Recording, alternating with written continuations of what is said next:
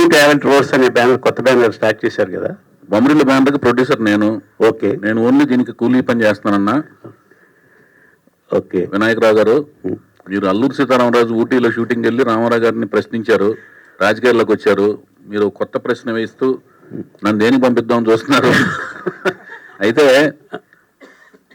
ఏంటంటే అన్న, ఆ బొమ్మరిల్లు బ్యానర్కి నేను ప్రొడ్యూసర్ని, దర్శకుడిని కూడా ఆవిడ సమర్పిస్తారు.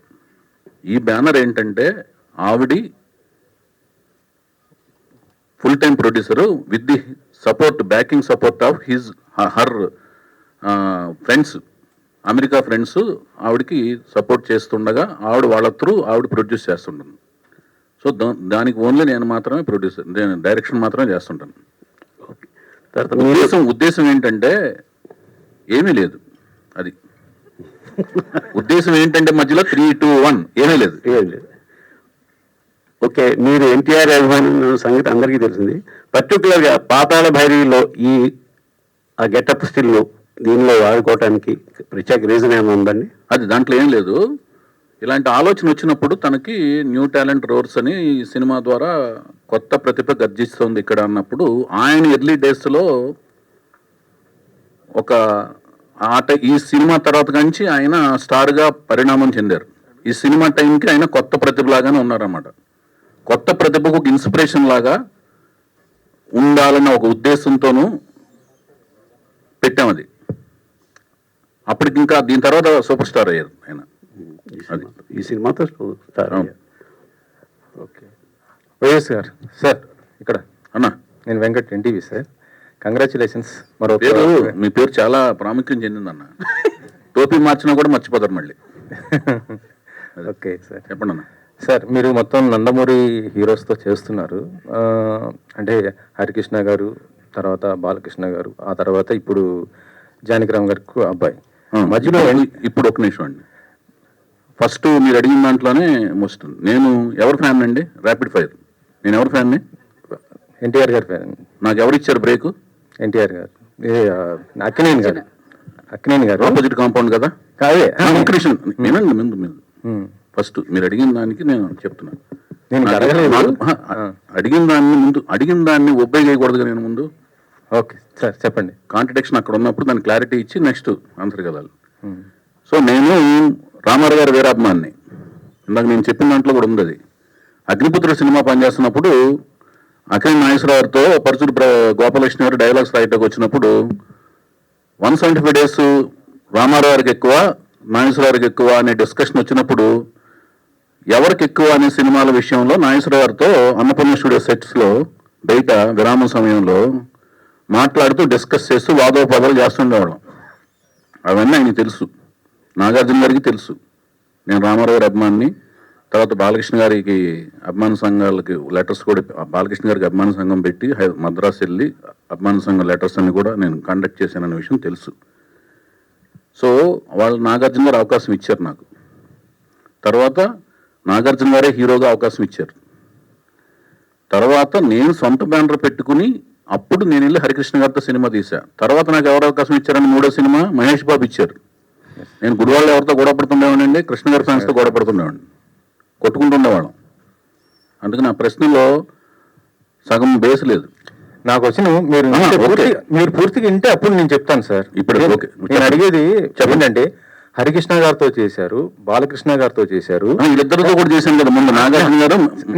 చెప్పేది నేను సార్, నేను అడిగేది తినండి మీరు చెప్పండి. ఆ తర్వాత ఇప్పుడు జానకిరామ్ గారి వాళ్ళ అబ్బాయితో చేస్తున్నాను. మధ్యలో జూనియర్ ఎన్టీ గారు మిస్ అయ్యారు. ఎందుకు అయిపోయారు? మీరు మిస్ చేశారా, లేకపోతే ఆయనకి ఒప్పుకోలేదా, బిజీగా అయిపోయి? నేను ఎన్టీఆర్ గారి గురించి అడుగుతున్నాను. నేను చేసేదే సినిమాలు ఒక 1 yearకి 2 yearsకి 3 yearsకి అలా సినిమాలు చేస్తుంటానండి. నాకేంటంటే కథ నేనే రాసుకుంటాను. రాసుకున్న తర్వాత ఆ రాసుకున్న కథకి ఎవరు అవసరం అనుకుంటే వాళ్ళ దగ్గరికి వెళ్ళి అప్రోచ్ అయ్యి సినిమా తీస్తాను. అందుకని ఈ బస్సు దిగి ఇంకో బస్సు వెంటనే ఎక్కేద్దామన్న తాపత్రయము, కంగారు లేదు లైఫ్లో. నేను ప్రేమ వివాహం చేసుకున్నా. ప్రేమ వివాహం చేసుకున్న తర్వాత ఏమవుద్దండి, భార్య పట్ల విధేయతను, బాధ్యత, కుటుంబం, వాళ్ళతో కూడా సరదాగా తిరుగుతుంటాను. ప్రపంచాన్ని కళ్ళతో చూడటం కంటే కూడా, టీవీలో చూడటం కంటే కూడా కళ్ళతో చూడాలి, కాళ్ళతో నడవాలని అనుకుంటాను. ప్రపంచంలో చూసే ప్రదేశాలు. సో అవన్నీ చూస్తూ ప్రపంచంలో తిరుగుతూ నేనే కథ రాసుకుని నేనే సినిమా తీసే ప్రాసెస్లో చాలా మంది దగ్గరికి వెళ్ళే అవకాశం తక్కువ. కంటిన్యూటీ ఆఫ్ సినిమాలు చేస్తుంటేనే అందరి దగ్గరికి వెళ్ళాలి. ఇప్పుడు లాహిర్ లాగర్ అయిన వెంటనే నేను పెద్ద హీరోల దగ్గరికి వెళ్ళి ట్రై చేయొచ్చు. నేను వెంటనే ఎవరితో తీశానండి, సేతయ్య అని మళ్ళీ హరికృష్ణ గారితో తీశాను.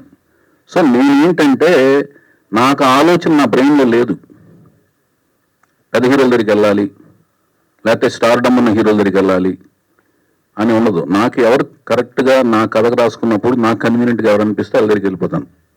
వైవిఎస్ గారు అంటే ఆ వెళ్ళినప్పుడు తారక్ దగ్గరికి ఎందుకు వెళ్ళకూడదు అనేది మీ ప్రశ్న అన్నమాట. తారక్ దగ్గరికి వెళ్ళాలనే కథ నా ఆలోచనలోకి రాలేదంటున్నాను. కానీ ఎన్టీఆర్ గారికి ఇష్టమైన మనవడు జూనియర్ ఎన్టీఆర్ కదా, సో మీకు ఎందుకు ఆ థాట్ రాలేదు? ఎన్టీఆర్ గారికి ఇష్టమైన మనవడు అని ఎవరు చెప్పారు? ఆయనే చెప్పారు. ఎవరు కాదు, అదే నేను కూడా చెప్తాను, అది రాసుకుని పెద్ద పారాగ్రాఫ్ తో ప్రింట్ చేస్తారు రేపొద్దున. చెప్పండి. అట్లా కాదండి, నేను చెప్పేది కాదు. ఎన్టీ రామారావు గారికి ఇష్టమైన మనవడు అంటే మిగతా మనవాళ్ళు ఇష్టం లేదనా? మీరు చెప్పేది అంటే సార్, మీరు ఇప్పుడు ఒక క్వశ్చన్ వేసేటప్పుడు ఒక సర్టిఫికేట్ ఇవ్వకండి సార్. మీరు సర్టిఫికేట్ ఇస్తున్నారండి. చాలా సార్లు జూనియర్ ఎన్టీఆర్ కావచ్చు, వాళ్ళ ఫాదర్ కావచ్చు, వీళ్ళంతా ఆయన కూడా చెప్పలేదు. ఎన్టీ రామారావు జూనియర్ పబ్లిక్ లో ప్రెస్ మీట్ లో ఒక నిమిషం అండి. తారక్ గారు కూడా చెప్పలా ఏది రామారావు గారికే నేను ఇష్టమైన మనవాణ్ణి, నేను ఒక్కనే ఇష్టమైన మనవాణ్ణి. ఎన్టీ రామారావు మీరు అడిగిన క్వశ్చన్ ఏంటంటే ఎన్టీ రామారావు గారికే ఆయన ఇష్టమైన మనవాడిని అంటారు. అది మీరు స్ట్రెస్ చేశారు. ఆయన ఒక్కడే ఇష్టమైన మనవాడు కాదు, ఎన్టీ రామారావు గారిని అందరూ సమానమే. అలాగే ఎన్టీ రామారావు గారిని అభిమానించే వాళ్ళందరికీ అభిమానులు, వంశ వీరాభిమానులందరికీ రామారావు గారి కుటుంబంలోని అందరూ సమానమే. కానీ రామారావు గారు తన పేరుని ఈ మనవడికే పెట్టారు. అది ఒకటి ఆయన పెట్టలేదు, హరికృష్ణ గారు పెట్టారు. హరికృష్ణ గారు ఇప్పుడు మీరు చెప్పేదండి, మీరు ఇప్పుడు వినాయకరావు గారు రామారావు గారు పెట్టలేదు, హరికృష్ణ గారు జానకి రామ్, కళ్యాణ్ రామ్, తారక రామ్ అని ఆయన పెట్టారు పేర్లు. కానీ ఎన్టీఆర్ గారు యాక్సెప్ట్ చేశారు కదా సార్? యాక్సెప్ట్ చేశారు. ఇప్పుడు ఇంకొకటి అడుగుతున్నాను, మీకు న్యూ టాలెంట్ రోర్ సెట్ అనే ఒక సంస్థ స్థాపించి ఒక ప్రొడక్షన్ చేయబోతున్నా. దానికి సంబంధించిన ప్రశ్నలు కావాలా, రామారావు గారి ఫ్యామిలీకి సంబంధించిన దీనికి సంబంధించి ఏంటంటే ఒక నిమిషం అండి, ఒక నిమిషం అండి. నేను ఎందుకు చేయలేకపోయినా చెప్పాను. రామారావు గారి ఫ్యామిలీకి సంబంధించిన వాళ్ళ ఇంట్లోని సంబంధించిన కుటుంబానికి సంబంధించిన విషయాలు, దాంట్లో ఉన్న ఇండివిజువల్ డీటెయిల్స్ అవన్నీ మీకు కావాలంటేనేమో అది వేరే రకమైన డిస్కషన్ పెట్టుకుని దానికి సంబంధించిన వ్యక్తులు సమాధానాలు చెప్తారండి. నేను ఇండివిజువల్ అడగలేదు, మీరు ఎందుకు మిస్ చేశారు నేను అడిగాను. ఎందుకంటే నాకు అదే సమస్య. మొత్తం నందమూరి హీరోస్ ఎక్కువ చేసింది మీరే. ఇప్పుడు చెప్తున్నాను, అప్పుడు ఇంతవరకు రాలేదు, అది ఇంతవరకు అలాంటిది ఆలోచన రాలేదు. వచ్చినప్పుడు ఆయన దగ్గరికి వెళ్తాను, తీస్తాను, అది ఓకేనా? ఇప్పటి వరకైతే రాలేదు. ఇప్పుడు నాకు ఈ సినిమా అలాంటి అవకాశం ఇచ్చి సక్సెస్ ఇచ్చి ఆ తర్వాత అలాంటి కథ వస్తే డెఫినెట్గా తీస్తాను. ఓకేనండి? ఓకే అండి. సరే, ఇంకో ఓకే, అది ఓకే, అది కూడా హ్యాపీ. మీరు అందరితో చేయాలని నేను కోరుకుంటాను సార్. అదే చౌదరి గారు, ఇంకో క్వశ్చన్ సార్. మీరు అంటే ఆయన ఈరోజు మహేష్ గారి బర్త్డే, ఆ బర్త్డే సందర్భంగా అంటే ఆయనతో గతంలో యువరాజ్ సినిమా చేశారు, అప్పుడుగా ఆయన సూపర్ స్టార్ కాదు. కానీ ఇప్పుడు రాజమౌళి గారితో కూడా చేస్తూ ఒక మళ్ళీ ప్యాన్ వరల్డ్ మూవీ చేయబోతున్నా, అంత గొప్ప స్థాయికి ఎదిగాడు కదా. ఎలా అనిపిస్తుంది? అంటే మీరు అంత ఎక్స్పెక్ట్ చేశారు మీ ఫ్యూచర్ లో అంత గొప్ప అవుతాడు అనేసి మీకు అనిపించిందా? మహేష్ బాబు చాలా మంచి పొజిషన్ లోకి వెళ్తాడని నేను ఎక్స్పెక్ట్ చేయడం కాదండి, ప్రపంచం అంతా కూడా కన్ఫర్మ్ చేసింది. ఆయన బాలనటుడుగా ఉన్నప్పుడు ప్రపంచం కన్ఫర్మ్ చేసిన వాళ్ళు బాలకృష్ణ గారండి. ఫస్ట్ నందమూరి బాలకృష్ణ గారిని ప్రపంచం కన్ఫర్మ్ చేసింది. ఎప్పుడు తాతమ్మకల సినిమా చేస్తున్నప్పుడు కానీ, అనుబంధం సినిమా చేస్తున్నప్పుడు కానీ, దాని తర్వాత కొంచెం టీమ్స్ పెరిగిన తర్వాత అభిమన్యుడు క్యారెక్టర్ ఇస్తారు చూడండి, దానవీర సూరకర్ అన్నప్పుడు ఇతను కన్ఫర్మ్డ్గా అద్భుతమైన నటుడు అవుతాడు, నందమూరి వారసుడు అవుతాడని. అట్లాగే మహేష్ బాబుకి కన్ఫర్మ్ చేశారు, ఘట్టమనేని వారసుడు అవుతాడు ఇతను, డెఫినెట్గా సూపర్ స్టార్ అవుతాడని.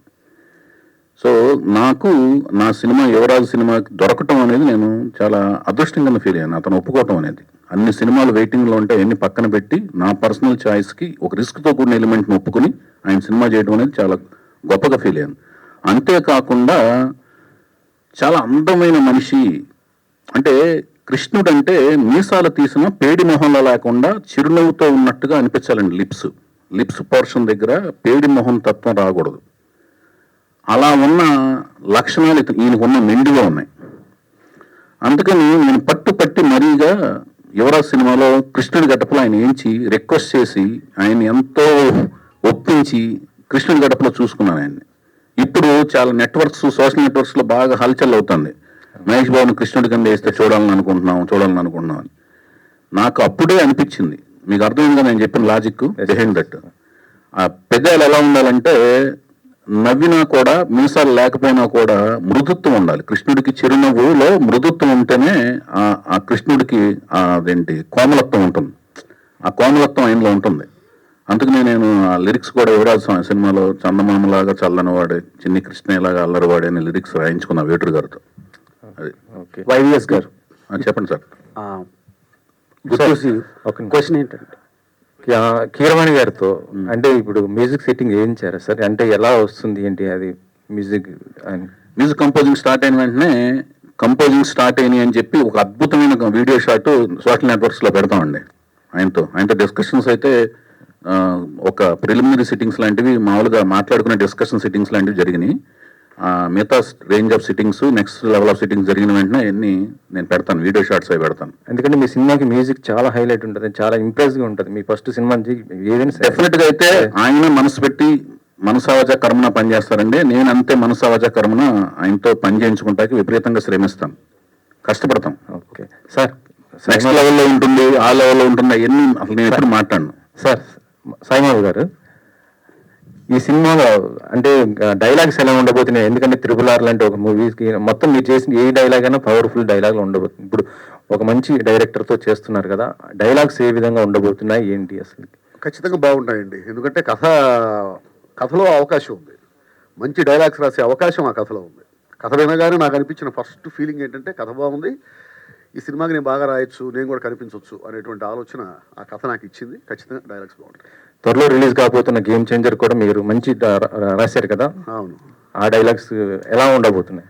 ఖచ్చితంగా బాగుంటాయి సార్, అద్భుతమైన డైలాగ్స్ ఉంటాయి ఆ సినిమాలో. వైవిఎస్ గారు, సో ఫలానా చెప్పండి. సో క్వశ్చన్ ఏంటంటే మొన్న ఒక లాస్ట్ ప్రెస్ మీట్లో అదే మీరు ఇంట్రడ్యూస్ చేసిన హీరో మీద ఒక కామెంట్ చేశారు. ఎవరండి? రామ్ గారి మీద. దేవదాస్ మూవీకి కామెంట్ ఏం చేయాలి, తమ్మునేలు కామెంట్ చేసింది ఏం కాదు. సో తమ్మునేల్స్ అనేవి మా జనబాహుల్యంలోకి వచ్చేసినాయి. అవి కూడా ప్రాణాలు ఉంటున్నాయి. అవి ప్రాణం పోసుకుని, పురుడు పోసుకుని, ప్రాణం సంతరింపజేసుకుని అవి వికృత రూపాలే తిరుగుతున్నాయి మనుషుల మధ్యన, గోస్ట్ లాగా. సరే సార్, అలా నెగిటివ్ గా బాగా స్ప్రెడ్ అయింది. లేదు, క్వశ్చన్ ఏంటంటే అది మీరు ఇంట్రడ్యూస్ చేసిన హీరో ఇప్పుడు పాన్ ఇండియా ఫిలిం లో యాక్ట్ చేస్తున్నారు అండ్ రిలీజ్ రెడీగా ఉంది. అసలు రాము నేను పరిచయం చేసిన వెంకట్, ఆదిత్య ఓం, రామ్, సాయిధరం తేజ్, మీరు అడిగి చాలా మంచి పని చేశారు. సాయిధరం తేజ్, హరికృష్ణ గారు, వాళ్ళు నా హృదయంలో టాటూ లాగా ఉంటారు.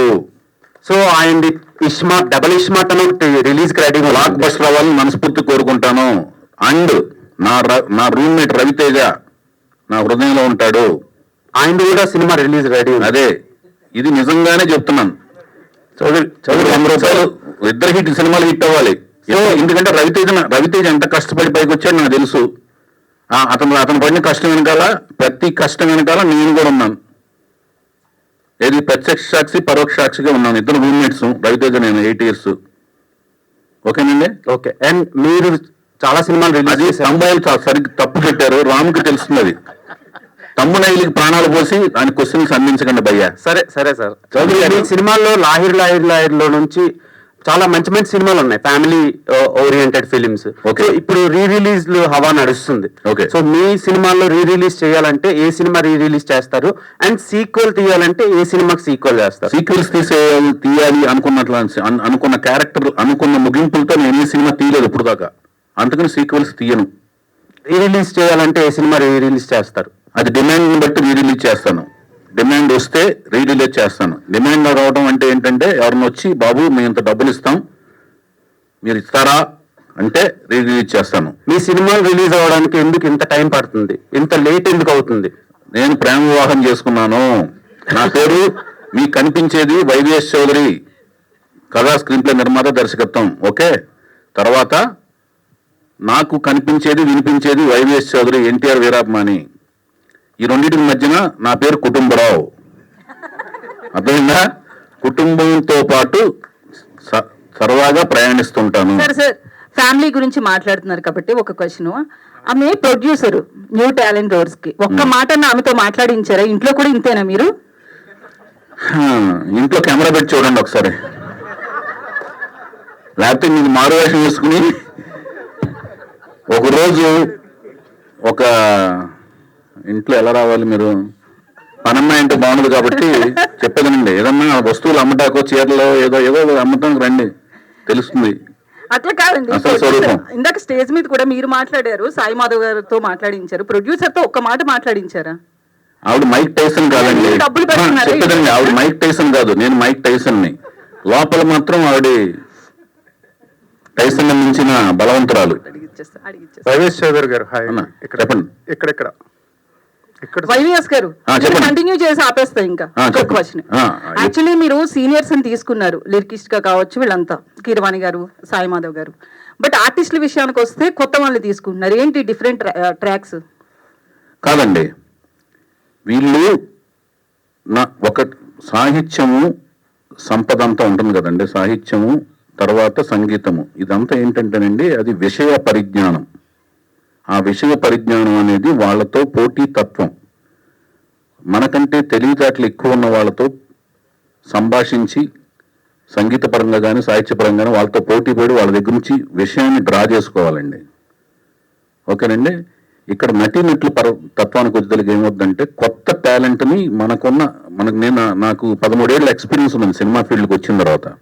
అసిస్టెంట్ డైరెక్టర్గా, అసోసియేట్గా విపరీతమైన నేను ఈ రంగాల్లో అన్నిటిలోనూ ఇట్లో నైపుణ్యం ఉంది, అవగాహన ఉంది, నటన పరంగా అన్నిటి మీద పట్టు ఉంది. కానీ వీటి మీద నేను రాసేది కథ రాయగలను కానీ డైలాగ్ రాసేదాని మీద నాకు పట్టు లేదు. సంగీత పరంగా అవగాహన ఉంది కానీ సంగీతం చేసేంత పట్టు లేదు. సాహిత్య పరంగా లిరిక్స్ పరంగా అవగాహన ఉంది కానీ చేయించుకోగలిగిన అవగాహన ఉంది కానీ రాయించుకోగలిగిన అవగాహన ఉంది కానీ దాని మీద పట్టు లేదు. నటన పరంగా మాత్రం నేను చేయించగలను, వాళ్ళు చేయకపోతే చేసి చూపించగలను, అందుకని వాళ్ళని తీసుకుంటున్నాను. సార్ చౌదరి గారు, సార్ హీరోయిన్ కోసం బయట ఎక్కడో తిరిగారు, ఇంట్లోనే అందమైన పాప ఉంటే ఎందుకు హీరోయిన్ గా ట్రై చేయలేదు? ఇంట్లో అందమైన పాప ఎవరండి? అమ్మాయి ఎలమంచి లెక్క. ఆ పాప వస్తే ఫస్ట్ టైం హీరోయిన్ ఆవిడే అనుకున్నాం మేమంతా. మీరు అనుకున్నారు అలాగూ? వెంకట్ గారు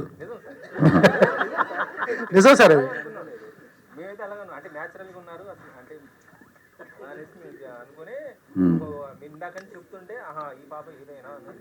మీరు ఈ Q&A పెడితే కుంపట్లో పెడతారన్నమాట. మీరు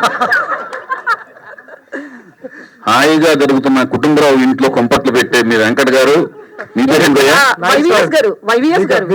నాయసరారు పొన్నమి నాగులాంటి కాదు, హీరోయిన్ అయితే కుంపటి పెట్టినట్లా కాదండి. వాళ్ళ ఆలోచన వేరే ఉన్నప్పుడు ఇంకొక ఇన్సెక్ట్ ని లోనకు దూర్చినట్టు అనమాట. అది వెళ్ళి తోలుస్తుంటుంది, అది కొత్త రకమైన కొంపటి. గీత గారికి వస్తుందండి. గీత గారు, మీరు ఈ సినిమాకి మీరు ప్రొడ్యూసర్ అండి, చౌదరి గారికి అవకాశం ఇచ్చారా, ఆయన తీసుకున్నారా? నాకు తెలుసు కదండి ఎంత కష్టపడతారు అసలు. ఆయన విపరీతంగా కష్టపడతారు కాబట్టి ఆయనకి మించి ఇంకెవరు ఆప్షన్లు లేరు ప్రస్తుతానికి. అంతే ఎంత ఇస్తే అంత, ఎంత పడేస్తే అంత తీసుకుంటాను భయ్యా. ఆవిడకి మాట్లాడుతుంది కాదని చెప్పింది కదా, చివరికి పడేసి తీసుకుంటాం కదా. అది వైవిఎస్ చౌదరి గారు ఎక్కడండి? మీరు ఇప్పుడు విద్యారావు అని కొత్త అమ్మాయిని వీణారావు అమ్మాయిని పరిచయం చేస్తున్నారు. వీణారావు అయితే మీరు పీక్స్ లో ఉన్నప్పుడు తెలుగు అమ్మాయిని పరిచయం చేయాలని చెప్పి ఎందుకు ట్రై చేయలేదు? అప్పుడు బాలీవుడ్ హీరోయిన్ వైపు ఎందుకు వెళ్ళారు? పీక్ అనేది కొలమానం ఏంటి భయ్యా మీకు? అంటే వరుస ఆలోచనలా విజయాలా? వరుస విజయాలు. వరుస విజయాలు. విజయం అనేది ఆలోచనలు, మన ఆలోచనలు థియేటర్కి వచ్చిన 100 మందిలో 60 మందికి రీచ్ అయితే విజయం భయ్య, 40 మందికి మాత్రం రీచ్ అయితే అపజయం. అంతేగాని ఆలోచన సరళి అంటే థింకింగ్ ప్యాటర్న్ లేనప్పుడు కాదు. థింకింగ్ ప్యాటర్న్ చురుగ్గా ఉంది, మనం ఆలోచించింది రీచ్ కాలేదు అంటే ఏంటంటే దాని అర్థం ఏంటంటే మనం ఆలోచిస్తున్నామా లేదా, జడత్వం ఉందా లేదా అనేది మెయిన్. ఆలోచించాం, ఫెయిల్యూర్కి సక్సెస్కి ఫెయిల్యూర్కి ఒకే కృషి చేస్తాం. బేసిక్గా కృషి చేస్తున్నాడా, ఇతను లేజీ ఫీల్ అయిపోయాడా,